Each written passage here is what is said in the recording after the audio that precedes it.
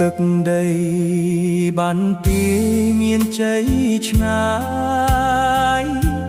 ស្រុកគេយើងជួបវាសនាពីអ្នករងាស្ពាយវាសនាធ្វើកាបដូរញើសលំបាកយ៉ាងណាមានអូនបងមិនដែលខឹងអន់ចិត្តសមសន្យាស្មោះស្ម័គ្រវិលវិញរៀបការឡានបោលចូលស្រុកភូមិអូស្ងួតរំចាំផ្លូវតែពេលនេះកលយានទៅណា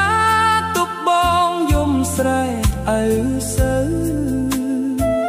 ស្រុកមង្គលបុរីគ្មានស្រីបងរស់ដូចស្លាប់ខៅអូនដាច់ចិត្តទៅចោលបងឲ្យនៅកំព្រា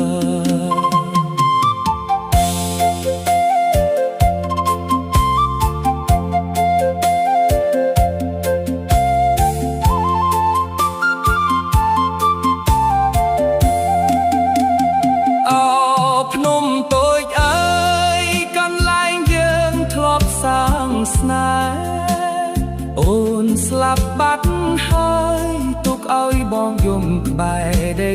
សាមភ្នំធំជាសាក្សីជួយដឹងឬផងប្រលឹងអើយបងហៅអូននៅគ្មានចំឡើយតមកវិញខ្យល់បក់រំភើយភូមិអូស្ងួតប្រៃជាស្ងាត់ឈឹងបងអង្គុយសំឡឹងមើលភ្នំទាំងទឹកភ្នែកធូរ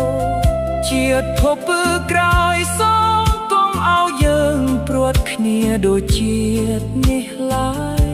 លាហើយស្រីអើយលាទាំងឈឺចាប់